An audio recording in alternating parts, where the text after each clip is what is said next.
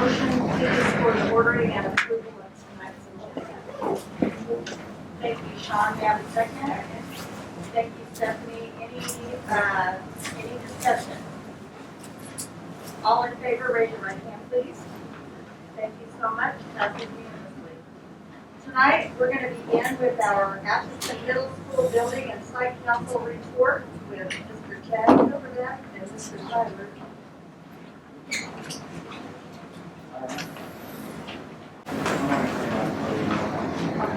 Stand aside of it. Thank you for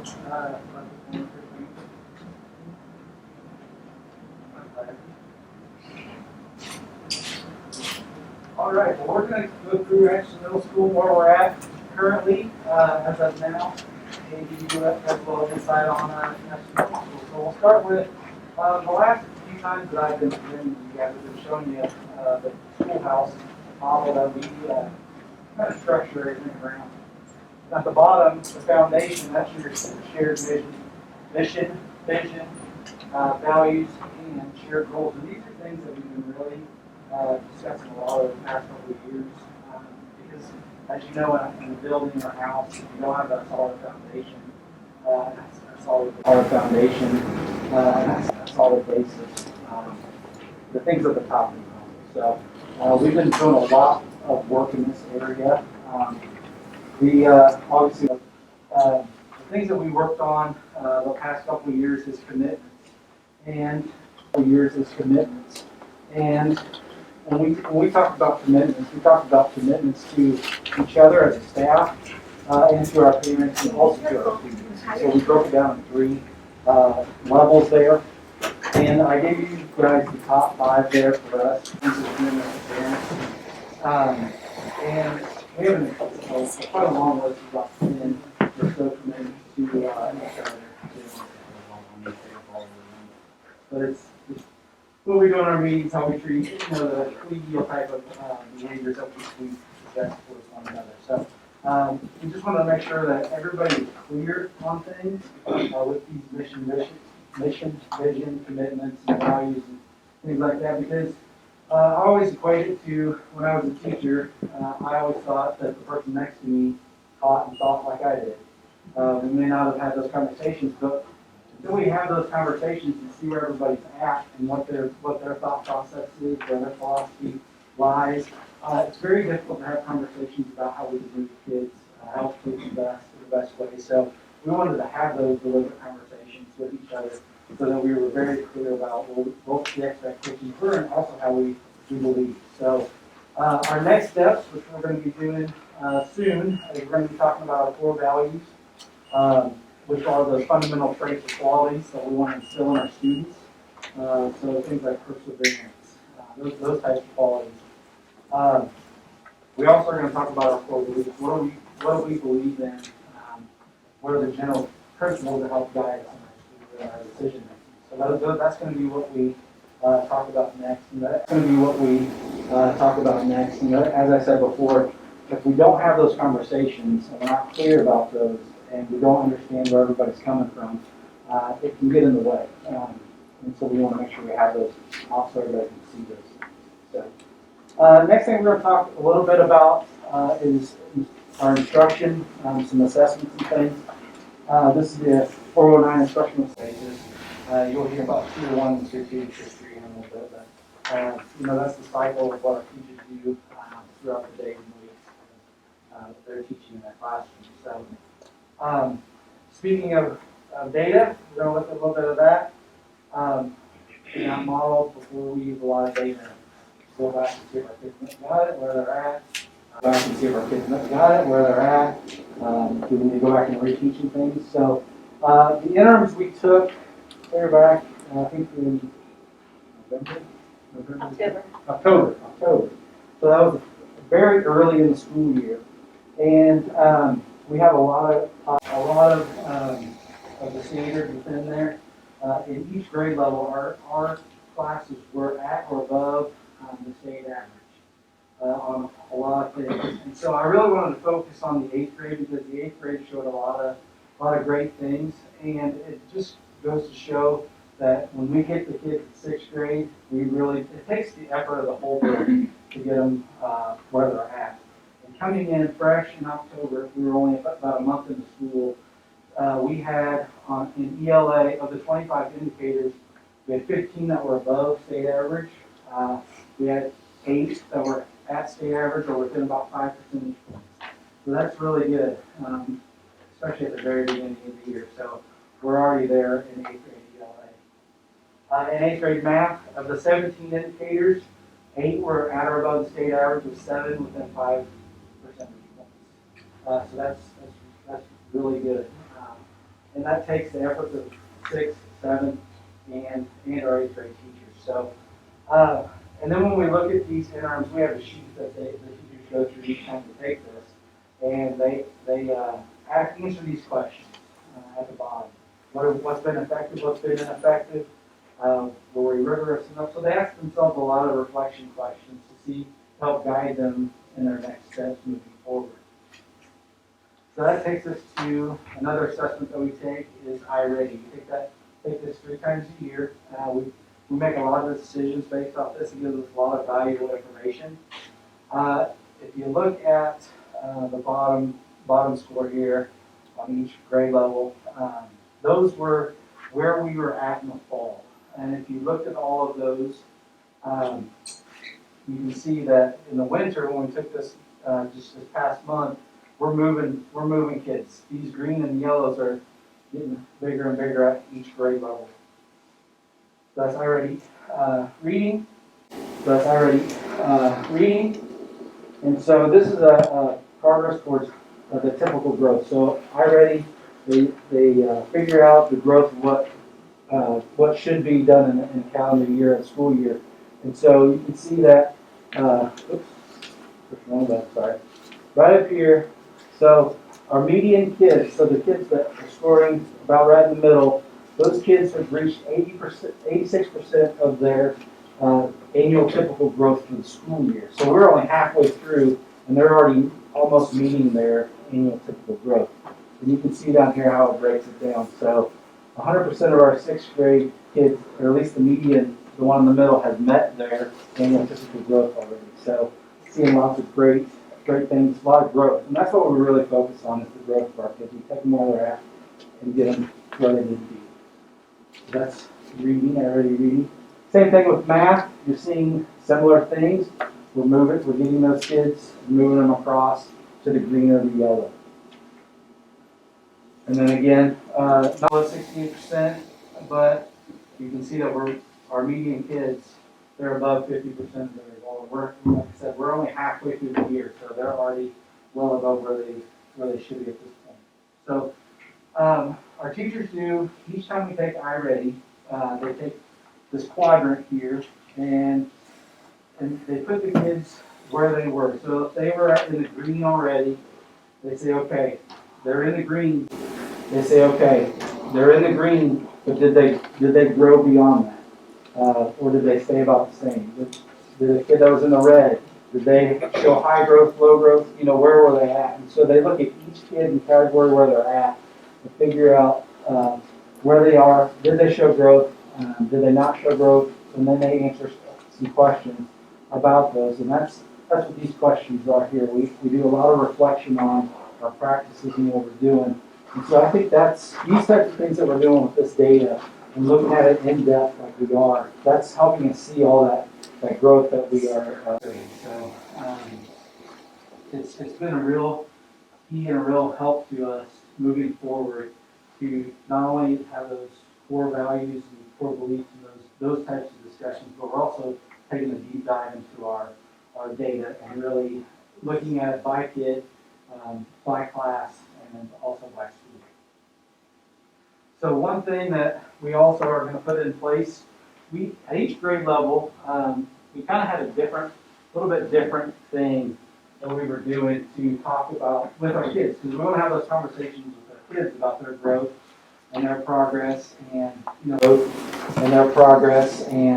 what they want to do in the future, and goes along with the individual plan to study. So we took what we had from each grade level. We brought it together, our building leadership team, went back and forth with our teachers. And what we're doing is a interactive goals tracker sheet. And so this is where our kids are going to go track their goals and their progress throughout the weeks, and then also throughout the year. So we have weekly things that we have our kids look at. They can design the front part here. That was just a mock, but they can go through and look at those things. So we track iReady, their GPA through the week. They're going to make different goals. These are conversations and things that they're going to do during ice time. So they're tracking their goals. Their goal may not be, if they're doing really well, that it may be a behavioral goal, it may be an academic goal. And so we talk about why it's important to them, their strengths, and things like that. And so we really want to make these conversations with the kids so they have some ownership in what's going on. And it's not just we're taking an assessment, or what do our grades mean to us and things like that. So there's purpose behind what we're doing with our kids. So they're going to be filling out, all sorts of different things that we can talk about with our kids to show their growth and continue that growth. So it's just one more piece of the pie. All right. Which, when you think about all the things that we have been talking about up till now, all of those conversations, looking at the data, obviously that helps us reach newer heights. And if you remember, last year, that led us to winning the Challenge Award. I know it was during COVID season, so we didn't get to really celebrate that like we should, but it's awarded to schools for outstanding accomplishment in closing the achievement gap. And so we got that hard work that our teachers are putting in, and our kids. And so we've had this in this past accreditation cycle, the last 5 years, we've gotten this award twice. So I really commend all the hard work that our kids and our teachers are doing each and every day. So, but it's having those difficult conversations, it's using that data to help us. And so I really wanted to point that out tonight so we can make sure we congratulate everybody there at the middle school for that. So it takes all of us to get to that point. So I'm going to turn it over to Mr. Luekenoff here. He's going to talk a little bit about mother. Okay, right on. So I'm going to jump in there on behavior. As I saw whenever I've seen other schools present to you guys, we have seen a decline in the amount of referrals that we've seen this year. And I know other schools have talked about specifically where they've seen things decline, and we can talk about it. So 20 behavioral referrals for what would have been first semester, okay? And then you can see in the gray, these would be the behavioral referrals for this year. And we really attributed a lot of those things to things maybe we didn't even know that we needed until COVID happened, such as limiting how much kids transition in the hallways, limiting their locker use or not giving them a locker at all, cohorting them in a room together with the same 16, 18 people so it would make contact tracing much easier. A lot of things like that kind of just happened because of COVID, but they also helped us be able to maintain our behavior a lot better. And so we've really seen some positive things happen. We've changed up our morning routine in the morning as far as eating breakfast, what happens when they come in. It's really, we've really put some structure with it. I think there'll be some things that we obviously hold on to as we move forward, just because the data that we're looking at has really looked really nice, and these are things that we want to continue. And so we're definitely going to be instituting some of those things as we move forward. So I mentioned the cohorts. One thing that the middle school is doing is almost adapting a little bit more of an elementary model. So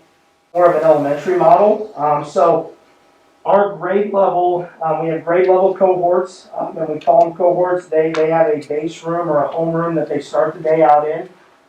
So if I was going to use an example, we'll just say 7th grade with Mrs. Baker. She teaches math. She has to come in, they can eat breakfast, then they go to the gym. They sit in the bleachers with the rest of their cohort.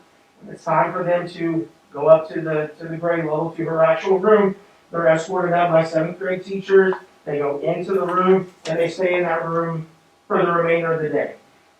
Our teachers are rotating to each of them. That's happening on 6th grade, 7th grade, 8th grade. And then our elective teachers are actually coming up, getting our students from their cohort room, and then taking them to their elective classroom to be able to operate. So one thing that, like I said, COVID has really, the COVID pandemic has really changed things for us in that aspect, because in a normal situation or in a normal year, we're transitioning every hour in between classes, much like the high school would. But like I said, we eliminated a good majority of those transitions, the locker use, those things, and you've seen the decline in behavior referrals. And frankly, you've seen a decline in the number of positive cases and situations in the middle school and our other schools for that matter. So, but specifically for us, we feel like this is a really positive thing. It asks our teachers to be really flexible, which they have done an amazing job of being, because you guys probably know teachers don't want to give up their room, right? And if I'm a teacher, I probably wouldn't want to give up my room either, or have to go into somebody else's room. But they really played that part really well this year, and we're thankful for their flexibility and their continued dedication to making this work. So as the athletic program kind of changed from classroom stuff to athletics and activities, I do want to share a little bit with you about where we're headed in the athletics field, in the activities field at Ashton Middle School. The first thing that I am super proud of, and it has very little to do with me, but it has a great deal to do with our coaches and our athletes, is that none of our sports teams to this point in the year have had to quarantine, or nor has Ashton Middle School had to cancel games with other teams because of COVID issues on our part. So that is a huge deal, because I hear on SportsCenter and ESPN and the radio about college and pro teams losing players, losing games, having to cancel, reschedule. That hasn't happened on our part. Now, we have had a couple of games that other schools have canceled because of their own situations, but not on our side. So to me, that's a huge congratulations to our coaches, to our athletes, to our managers, to our parents. They are obviously taking this situation seriously and taking the opportunities for participation really seriously. And so that's something that I'm kind of, as an activities director, I'm really proud of that. That we haven't had to get rid of opportunities for our students to participate in games and activities. One thing that we are doing that I feel like is something that you all should know about, and maybe the public should know about as well, is that we are exploring the possibility of entering a middle school league. Right now we are an independent, and so we schedule our games and activities based on the availability of other schools. At the beginning of this year, I was very fearful that we would not be able to provide as many games and opportunities because of the COVID pandemic. We have scratched and clawed and rescheduled and called and beat the door down for opportunities, and we have put together successful, fulfilled schedules for all of our sports to this point. But we are looking to stabilize that and make more of a regularity as opposed to irregularity, right? And so we want to make sure that we can provide as many opportunities to our kids to excel in athletics and activities, and we feel that a middle school league would do that for us. So we are contacting several local leagues, junior high leagues, for entry into those. If we are not successful in that, we will seek some help from Keisha and possibly being placed in a league. We are seeing an increase in our participation in sports, which is maybe contrary to what people would think would be happening right now, maybe less people, but we actually have more people, which I think is amazing. It's a good thing when we got to buy more uniforms because we got more kids out, right? That's something I'm really proud of. We got to buy more uniforms because we need them, because we got more kids out. And then I just need to say that I'm really proud of our coaches. This year has not been easy, and I'm sure that the high school probably feels the same way. It hasn't been easy, but our coaches have really dedicated themselves to putting the health and safety of their kids first. They have continued to build that athletics culture positivity, skill development, team building, and then prep for the high school. I challenge all of my middle school coaches to meet with their high school counterpart to make sure that we are the correct feeder program to the high school. We're running the same plays, we're using the same terminology, we're having the same ideals that match up with what the high school is doing. And our coaches have really taken that upon themselves to reach out and be a part of that. And so that's something that I think is really, really important. And then just some pictures, right? You want to see some pictures, right? A little bit different, right? Our cheerleaders all in masks, right? For the big football games, some home volleyball, a little home girls basketball, and then some home wrestling. We actually hosted 4 wrestling meets this year when we normally only host 1. And so because people kept saying, we can't do it, and we were like, we can, come on up and do it, and we were like, we can, come on up, let's have some fun, right? And it's nice to be able to give our kids home events for their parents and family to be able to come to. And then a couple activities updates that were really bright spots for us. Our K group, our Kansas Association of Youth, and our student council did a clothing the holiday break. And so we had a really great showing. You probably saw it on Facebook, we put it up on there, but we were able to collect 22 pairs of gloves, 2 stocking hats, 5 hand knitted scarves and headbands. Those were prized possessions, I'm telling you what. You can see the rest of the numbers, 127 pairs of socks, personal care items, coach jackets. We had one kiddo, Jed Casey, who kept bringing, 6th grade, kept bringing coats. To the point we thought, do your parents know that you're going into the closet and stealing all the coats, right? I think that he brought like 10 or 11 coats of his parents' own, to donate, which is amazing. We also were able to make a considerable food donation to the Ashland County Food Pantry, which is just, it's a service-based mindset. That's what K is built on, student council is built on, putting the needs of others above yourself. And then our K group has continued having multiple service projects. They've made masks, did the iron-on K logo on some masks for some local heroes. They received another grant in which they're going to be able to put a couple flat screen TVs in our commons area to be able to further build the community at our school. And so, we have some wonderful sponsors with both of those organizations. With K, it's Stephanie Atfield and Allie Weedle, and they do a tremendous job of seeking out community partners to be able to build with them. And then Alex Zanata is our student council rep. And they've had to make some changes, like I said, about meeting times, how we meet, and the way that we meet. And so I think it's challenged them in a similar way as our athletics. And then there you go. So we got a couple of things. So the food pantry down at Salvation Army, hanging up all those coats. This is Jed right here. They brought all the coats. So he's, we figured since you brought them one, you get to take them down there and hang them up, right? So and then our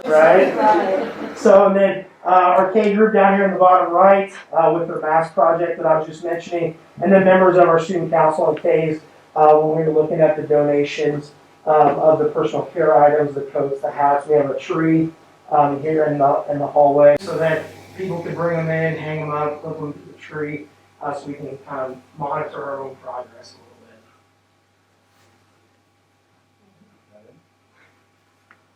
little bit.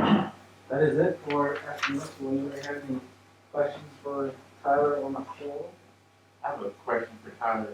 Have we been getting any feedback in regards to the leagues that we've been looking at? We have. Unfortunately, that feedback has not been great. They haven't been very willing to add another school for various reasons. We've reached out to the Call Valley Junior High League, which would be Warren, Patton, Bonner Springs, Turner, kind of those cases, kind of the KCK, and down through Leavenworth and Wyandotte County. Reached out to them about possible joining. They voted on it. We were not accepted there. I reached out to Day 7, which would be Holden, Hiawatha, Riverside, all those folks, they took it to a vote. We weren't accepted there either. I'm continuing to look into another possibility, maybe with, we're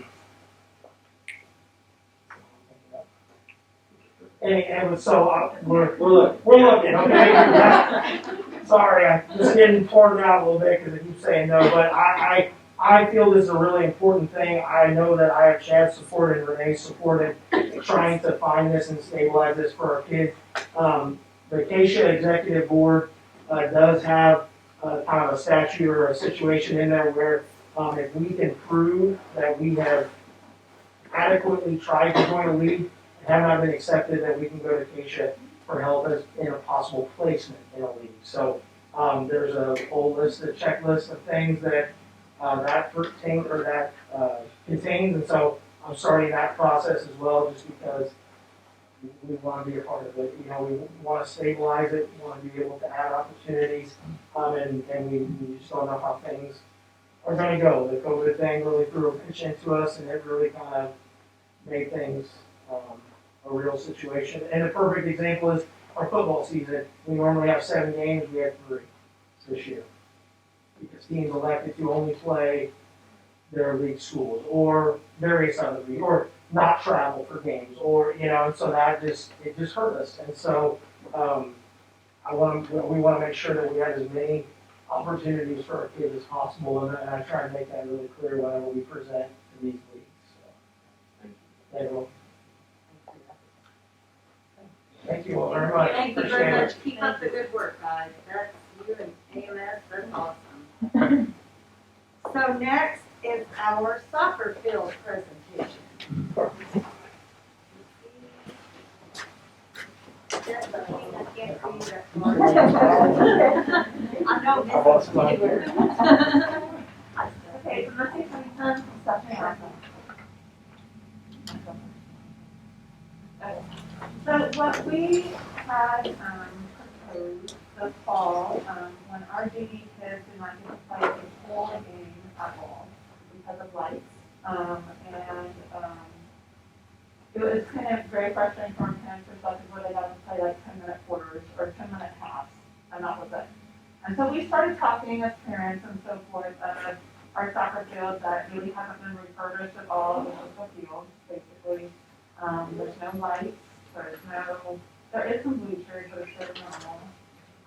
It's a good setup if you don't have a setup, but otherwise it needs to be done. So we started talking, and we didn't want to ask for any money from the school board. So we would like to raise funds ourselves from the community foundations, private donations, that sort of thing, as opposed to actually going through the school board. So. Yeah, really what our purpose this evening is to, I guess, seek your blessing, seek your support and your approval in going ahead and trying to seek out some funds. We do not wish to start any project and not have adequate funds. That being what we need plus a little bit more for those unforeseen things. We don't wish to leave anyone, with any debt or anything like that.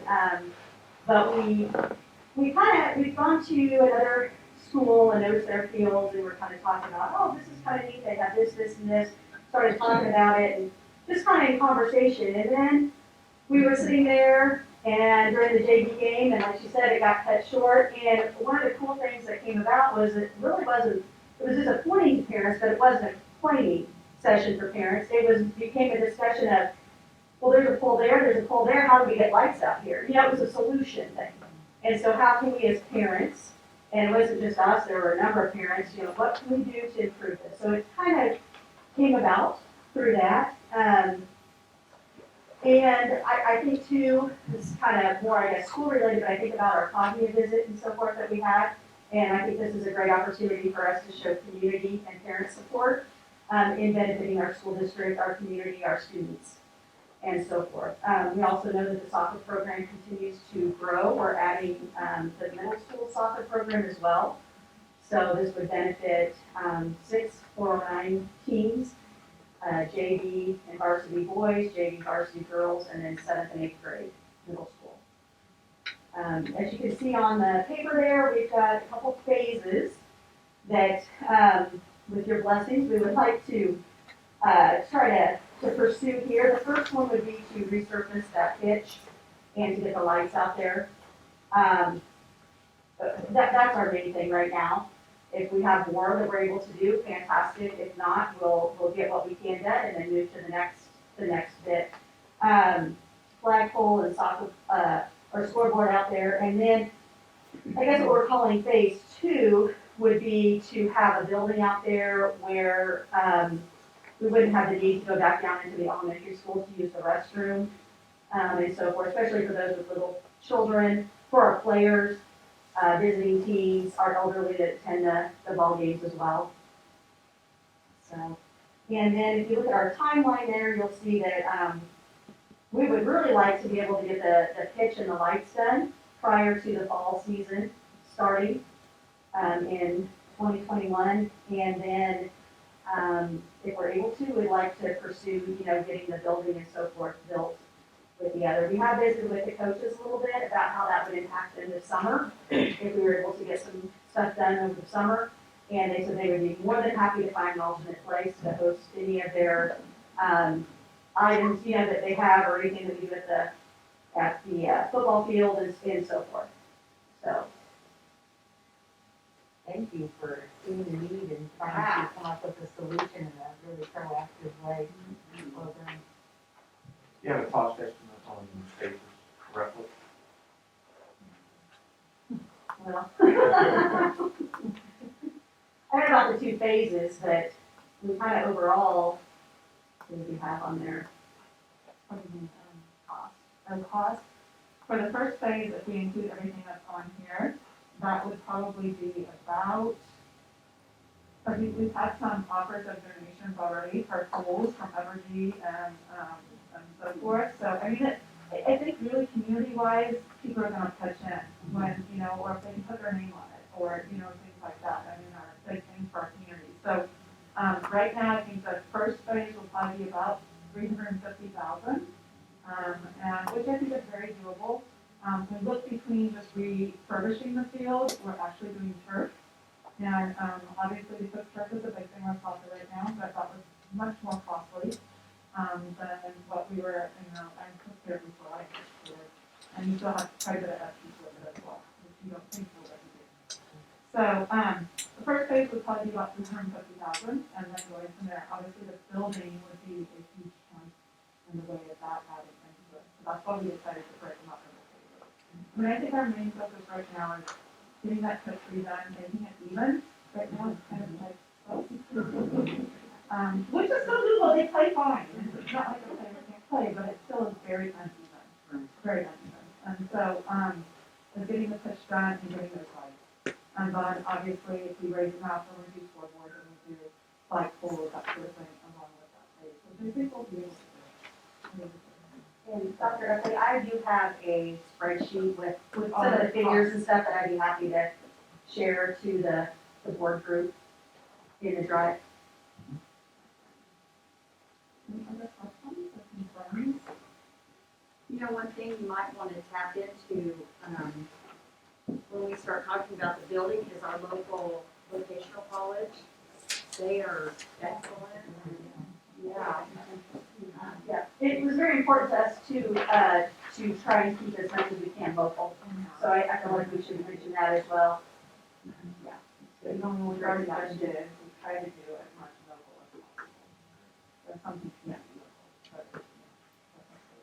And then you want to just share what USD409's responsibilities would be upon completion. Well, what we have visited with Brittany about was to maintain the field. If we can get it to where it, needs to be able just to maintain the field. Which is no different than What we're doing now. Yeah. Yeah, we're just, Yeah. There is a sprinkler system already up there. I think, depending on what they have to do to the field, which we've already had a company come out from really Summit to really bid that, and that actually does stop our field. And if they would have to put in more sprinkler heads and things like that, then that would be obviously more, but that really shouldn't change the upkeep. I mean, they're already doing that, they're already doing it, they're already. And then whatever utilities would be associated with the building, and so forth. What a powerful message to our students that our parents care enough to pull together and try and make And it's not just, I mean, there are a number of parents that have just reached out and said, hey, let me know, How can we help? yeah, what it is to do. So, And President, do we need to authorize this to use them? You need a vote, I I would think think we you- probably just need to, give our blessing that Right. they go ahead and try to do. I definitely. I mean, that we need I mean, this one is probably pretty, I think recommendation. I'll second. Any discussion? I have more discussion. Please. They're no longer gonna be playing on the football field, well, all their games will be played, hopefully on this new facility. They've Or already been playing on that. they don't They don't ever play play on on the the football football field field, anymore. I'm up to speed. So, seeing no other discussion, all in favor, say aye. Aye. Passes unanimously and blessings away. That's awesome. Thank Thank you. you. Thank you. Thank you for you. That is good for kids.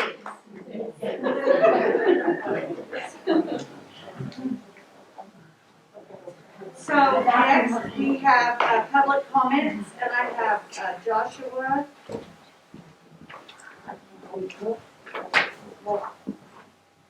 Thank you, and I'm sorry if I butchered your name. Oh, it's okay. That's cool. Thank you everyone for allowing me to speak. My name is Dr. Joshua Wolfe. I am the professor of American History at Benedictine College, and I'm appearing before you this evening in my capacity as a member of Atchison United, and I'm speaking on behalf of all the members of Atchison United.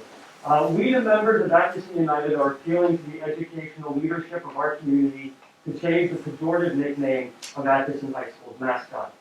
Red men, along with Lady Red, is no different than the term redskin, and all are pejorative. Redskins and red men, when directed at individuals of Native American heritage, or when used as a nickname or mascot, is inherently demeaning and insulting, regardless of the intention. There is not time enough for a complete overview of the loaded history of the words, so we would like to offer the briefest of overviews. Both terms were used to reference the indigenous peoples of North America and date back to approximately 1720. Usage of the words grew considerably in the 19th century, particularly after the Mexican-American War, when the United States government offered monetary awards for the scalps of Native Americans. Advertisements for scalp hunting routinely used the word redskins or red men to describe the quarry.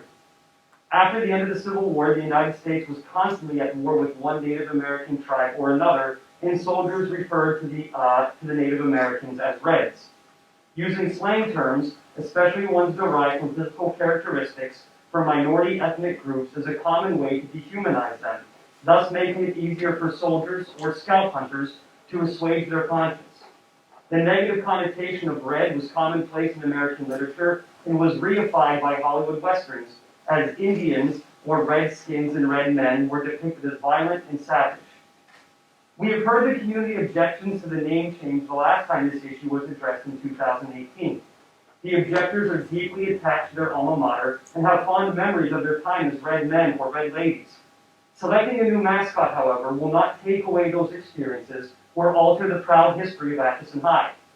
USD409 would not be the first organization to make changes to their nickname or mascot, nor will they be the last. Nationally, the National Football League organization in Washington dropped the nickname Redskins. The Cleveland Indians of the Major League Baseball recently decided to stop employing Chief Wahoo as their mascot and are going to transition away from the nickname Indians as well. Locally, other public schools have recognized the inherent negative connotations attached to pejorative team mascots and have acted appropriately. Our neighbors in Hiawatha changed their nickname 2 decades ago. Savannah, Missouri schools have started the process to change their Savages nickname and mascot. Shawnee Mission School District on January 25th, 2021, so just 2 weeks ago, voted to change the mascot of 5 schools within their district that use the term Indian or Brave. We would also strongly encourage you to replace the Braves nickname of Atchison Middle School. Ideally, a single new mascot could be shared between the middle school and high school, instilling a greater sense of shared identity between the two institutions. So we'll defer to your judgment on that. We do not want this letter to come across as negative, but at Atchison United, we want to make our position clear. The nickname Red Men is a blight on Atchison, and more specifically, unfairly saddles today's students with the misjudgments of the past. A high school mascot should serve as a daily reminder to the students that people from Atchison have accomplished amazing things. They are part of a proud tradition and can achieve spectacular heights themselves. In the process, as the civic leaders of the school district, you would set a positive example to the students about the importance of sensitivity and respect. We understand that this is a difficult decision, largely because it will be an unpopular decision. We would remind the school board of the wisdom of Dr. Martin Luther King when he was accused of leading the civil rights movement in violation of the consensus. Quote, "A genuine leader is not a searcher for consensus, but a molder of consensus." End quote. School board members of USD 409, the challenge is before you. Be leaders. Be molders of consensus. Changing the mascot might not be popular at first, but changing the mascot is the right decision. Many in the community already know that, and more will come to agree once the change is made. Thank you for your time and attention. We at Atchison United are dedicated to making our community one of diversity, tolerance, and unity. We are excited to join with the school board in our mission. Thank you for your time. Thank you. Thank you very much.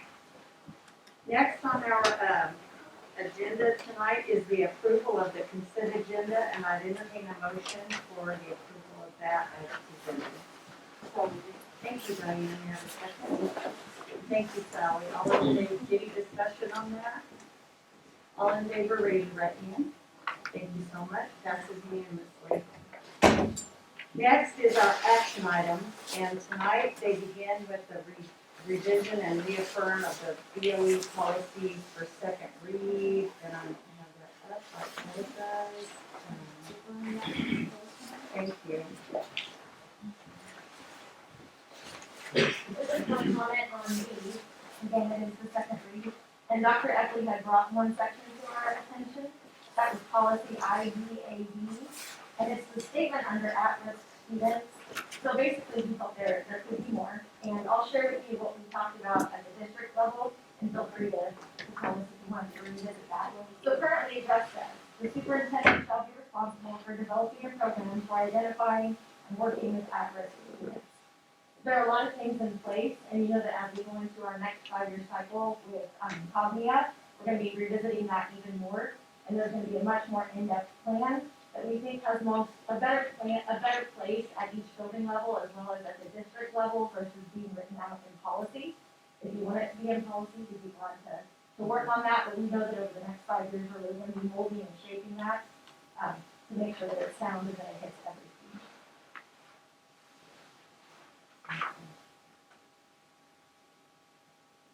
Make good sense, everyone.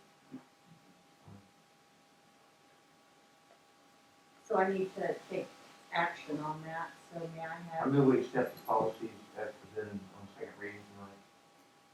I'll second that. Thank you, Sean, thank you. I guess the I policies is what we'll call them. Yeah, the I policies. Any discussion on any of those policies? All in favor, raise your right hand, please. Thank you so much, passes unanimously. Thank you. Thank you.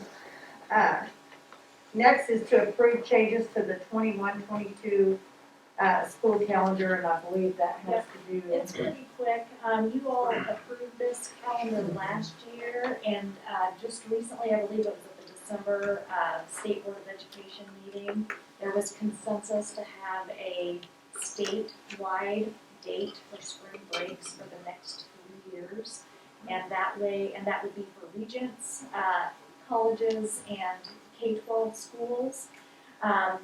Obviously, we set our calendar in advance, so we had a quick meeting last week to make sure that our calendar committee was okay with moving that spring break date to align with the state dates set for.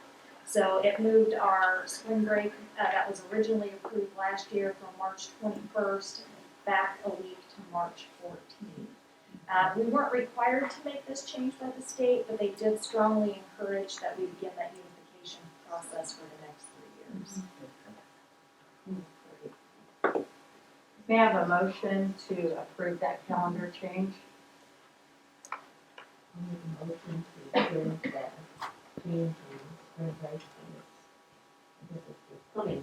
Correct. For 21. May I have a second, please? Thank you, Brandy. Any discussion? Seeing none, all in favor, raise your right hand, please. Passes unanimously. Thank you so much. Next, we have items for discussion and consideration, and it's the policy review, the first read, the IDEAs through the IHEAs. The second set of eyes, these are just all for, to reaffirm, so just for your review if you have any comments or any feedback. No major changes. Okay. Any questions for Nicole as she's up there? Okay. Next is the timeline for our central school public discussion. It's Thursday, February 18th. What time was that? 5:30? 5:30, yes, 5:30 p.m. At Central School. Yes, so we could have a few more seats if needed. So if you don't mind, I'll just kind of talk a little bit about what that would look like. We would do a formal approving of an agenda. And then probably Letitia and Jay would talk a little bit about the current state of Central School, both the pros and cons, and what some of the pros would look like moving. Mr. Bilderback would also be there to answer any questions because the move would potentially be to the Roosevelt Building, which is attached to the middle school. And then there would be a format to allow public comment and input, which is really the whole purpose of the hearing. And in talking with our board president and vice president, we would look at allowing the public 3 minutes each to speak, and they might request more information or such that we could provide if necessary. And then we would just open it up for any further discussion by the board, and then at the following meeting, take all of that information into consideration. Okay, everybody on the same page, okay? Next, we're gonna review our 2022-2023 school calendar. Yeah, this is so unique to me that we draft calendars 2 years out in this district, but we do. As we met, kind of to formalize this calendar, a lot of times our calendar committee will submit 2 calendars for the staff to discuss. At this time, there just wasn't enough consensus to have 2 that were completely or majorly different. So we're just submitting this one for review. The spring break happened to already align with what the state board had put into place. It is very traditional in nature, so as we know, this year was anything but traditional. Next year should hopefully revert back to a semi-traditional calendar for the next 2 years. So there's still dates for early release. There's still the full 2 weeks essentially off at Christmas for staff, and a traditional spring break goes back into place in March. Again, this is the first read on the calendar. It will be sent out to all staff to review as well, just for feedback. And if I get any major feedback, of course, I'll notify the board of that. Okay. Any other questions or comments on that? Okay, next is our mascot policy and discussion moment, and I just wanted to take a second. Over the past several months, all of us have received letters and inquiries regarding our mascot, the Atchison High School Redmen and the Atchison Middle School Braves. Since that time that our board has addressed this issue, a number of changes have happened regarding mascots at the national and state level. And I would like to offer this time at tonight's board meeting for discussion from fellow board members as to whether or not we wish to pursue this topic. And if so, also share the information you would like to have presented at a future board meeting. So I open the floor for discussion. So I'll start. As many of you know, I would like to pursue the discussion. I'm interested tonight to hear from fellow board members as to if we do proceed, what you would like to hear, what you would like to be presented. There was a binder that was created, and that we do have available that, can we make sure everybody gets a copy of that? For our new board members, what we all went through the last time we discussed the mascot. And so, I'm just all ears tonight, and would like to hear what everybody else would have to say. And any processes or things that you would like included in bringing this discussion back to the table. I think that we did an excellent job previously, and I just want to say excellent job previously, and I just want to say I think I want to commend Sean and Diane for their work, and I think the information that Sean's referring to will be real helpful for you to review and read, you know, as you consider this topic again. I think that we don't need 2 years to process this. And I'll leave it up to you, Madam President, on the timeline, but I really think, given our history with this, I think 60 to 90 days is more than enough time. But I'll defer to you for input on that, and look to you for guidance. I think we can read the material and then and get community input and decide how to proceed from there. I'm happy that we're bringing this back up again too. Every time I hear it on the news, read something online or in a newspaper, your mind goes ding, ding, ding, ding, ding, I think we learned a great deal when we went through this in 2018, when we finalized it in 2018. We've been studying the issue a good year and a half, 2 years prior to that. But I do think that we opened eyes during that process. We've given people now time to think over the last 2 years. I think it is time to revisit the issue. I think one of the best things that we created, this is just a half page of it, it's normally a full page, it's a full page document. But I think it really summarized what we learned. And I think if have you seen that one? Well, it'll pop up in the binders. And I know I have it in the right format on my computer as well. But I think this is what I kept looking at. Like, why are we discussing this? What are we looking at here? So that'll be very helpful. But I also keep going back to the mission statement, and we see it all over. It was in Chad's presentation on one of his slides. The district mission statement. The mission of the Atchison Public School District shall be to identify and remove all barriers to promote equal opportunities for success by all students. I think it's a great mission statement, something we want to keep looking at, using it as a guide for decisions that we make. So I think it's good that we're going to look at this whole issue one more time. I have this brought up. I mean, look what we've done this past year. How many years have they talked about changing the division street? Finally, it was done now, done this year. And being a history or ex-history teacher, Redmond, I know, has always been a derogatory name.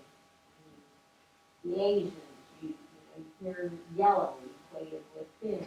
I mean, Redmond is just not a nice name. And so I know I come from a generation where I'll probably get a lot of, flack from people that are in love with their, high school days and they like remembering that. But I do think, and you do have to be inclusive of everybody.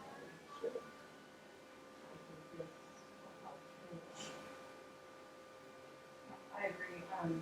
Luckily, I wasn't on the board last time it came around, but I was working at the Boys and Girls Club with Sean,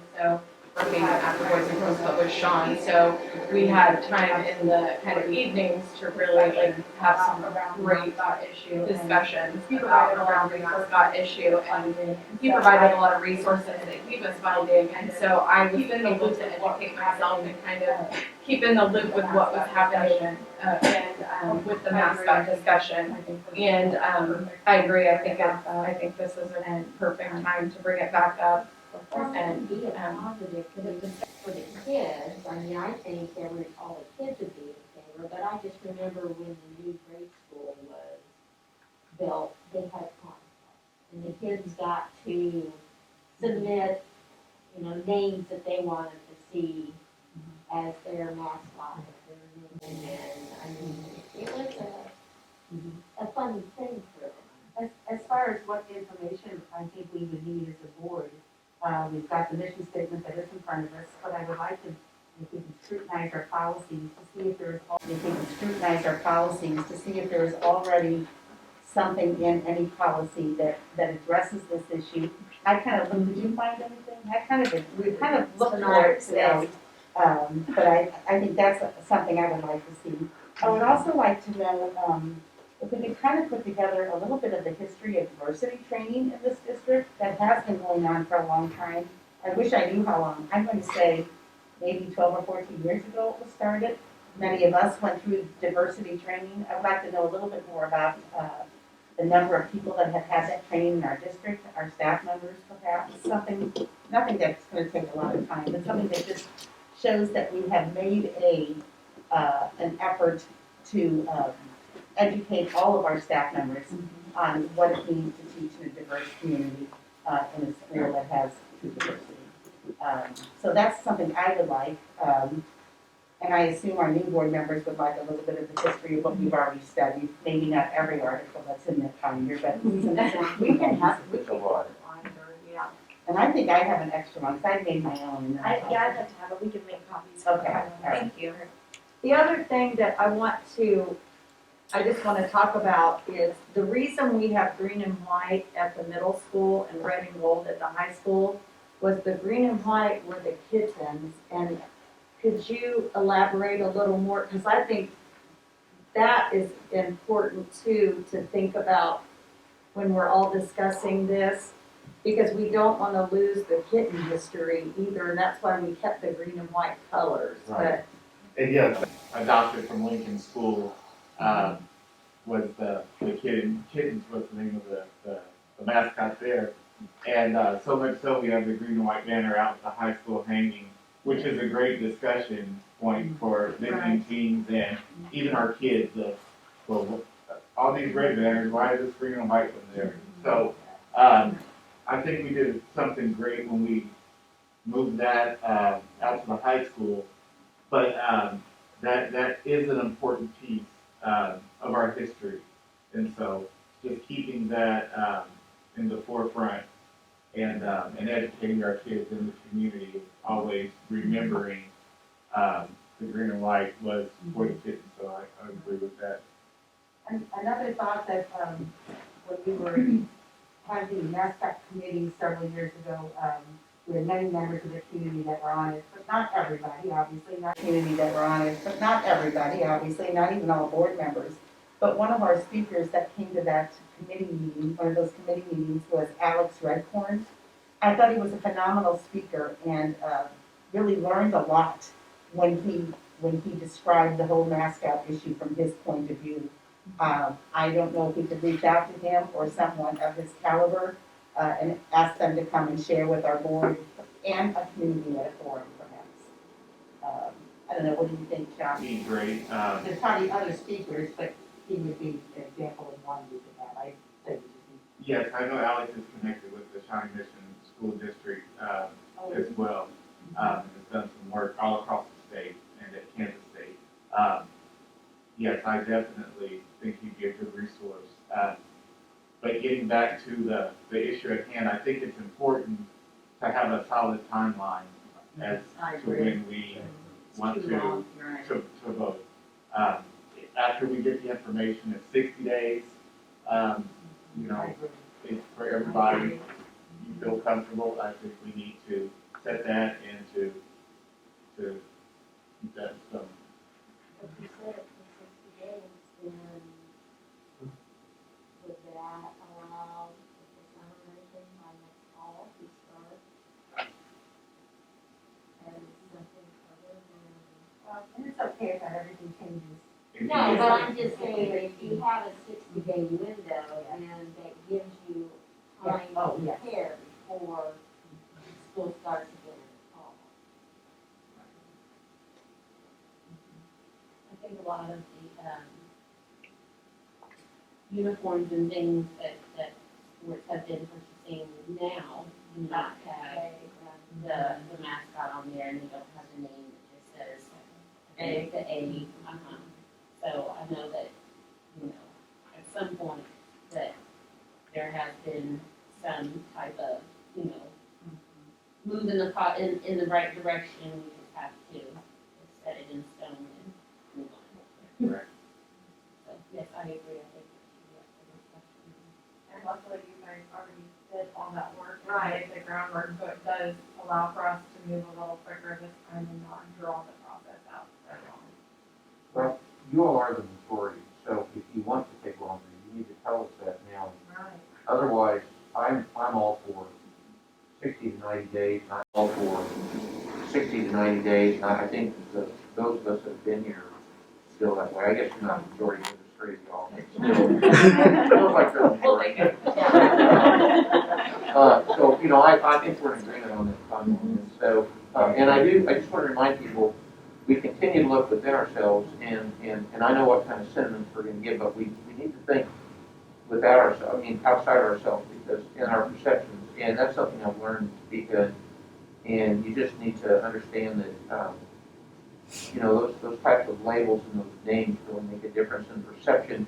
Even if you look at sports leagues and you look at how you integrate with other schools and other areas, and that's something that's really been impressive on me, particularly the last year. Right. Okay, can I help you?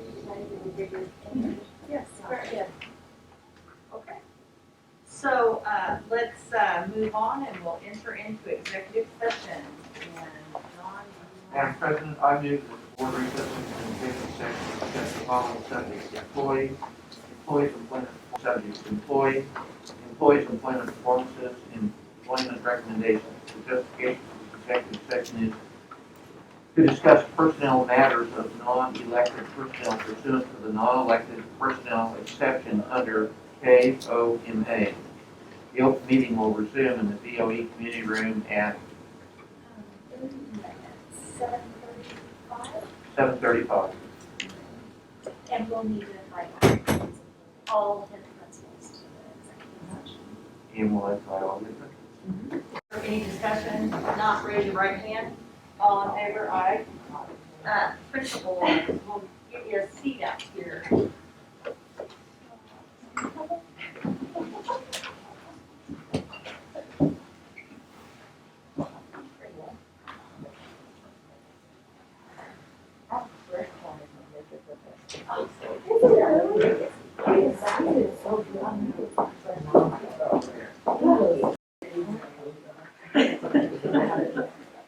Okay, and is it time for us to be back in session?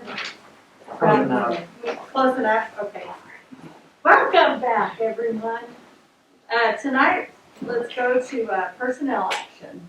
Yes, Madam President, I do have quite a bit of personnel action here. And so, Stevens, that will first be resignations, and I have 5 when you're ready.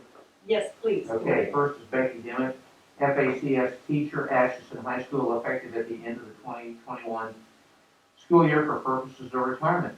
9 years of service to our district. Number 2 is Joanne Shugart, school counselor, Atchison High School, effective at the end of the 2021 school year for purposes of retirement. 40 years of service to the district.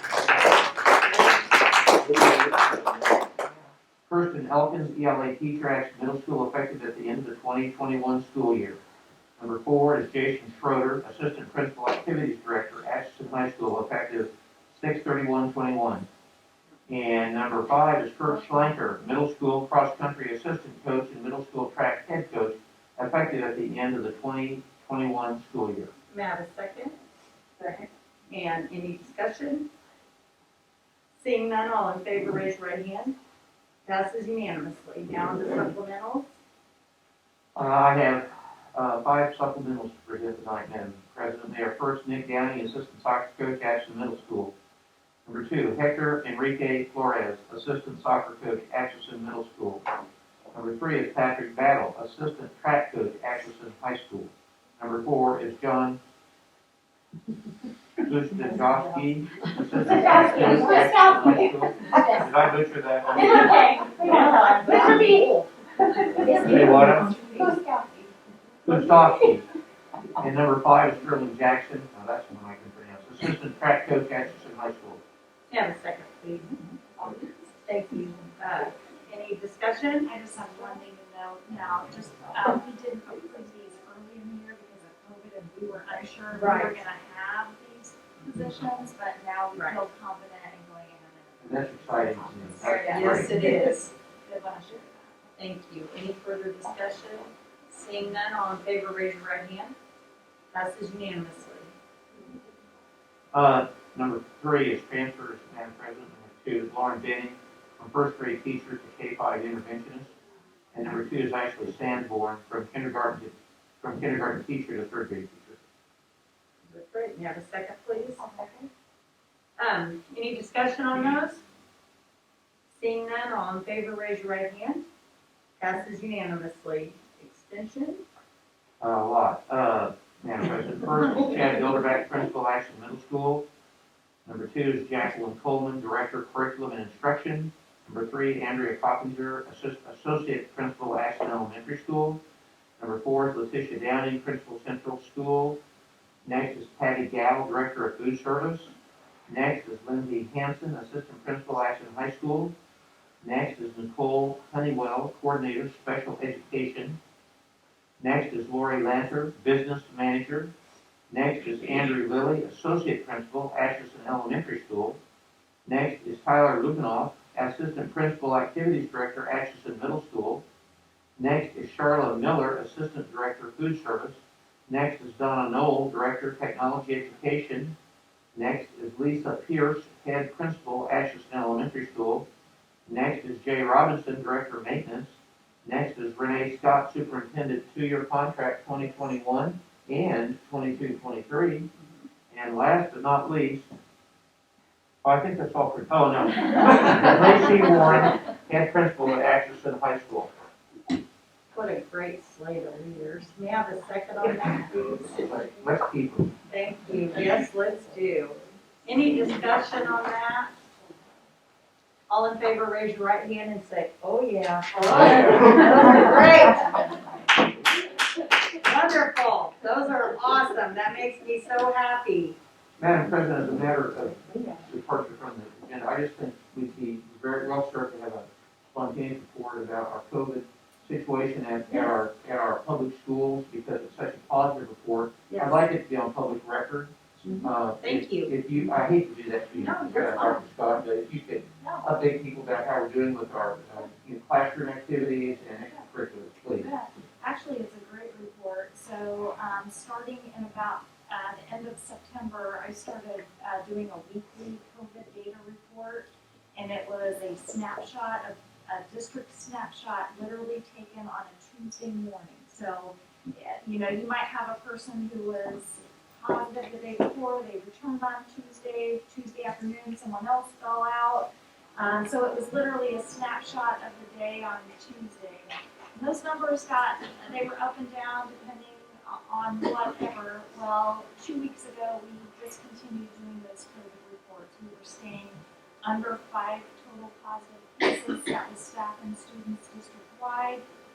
Our need for, what's the word, when you have to 14-day quarantine. Those had dropped dramatically as well. And so we were able to discontinue those reports. We have had some situations of higher numbers that happened really between Thanksgiving, after Halloween, towards the Christmas holiday. Halloween killed the elementary school. Thanksgiving kind of killed the high school and middle school. So we saw 2 upticks during those times. We've only had to quarantine 1 sports team total, and that was the girls basketball team at the high school, and that was prior to Christmas break. So, and ever since that, we've been full on activities. The majority of our spread has not been in-school spread. We've had a few cases where it could have been, and typically that came because of eating in close proximity with peers, with staff. But for the most part, we learned our lesson there and got that fixed. So I think my mantra this year has pretty much been when we know better, we do better. And so anytime, we had to make a lot of shifts and we had to do a lot of pivots, but typically those pivots were very positive in the outcomes in terms of COVID case numbers and quarantine. So We feel like we don't wanna drop our guard, we're still requiring masks, we're still doing the hand washing, we still have PPE.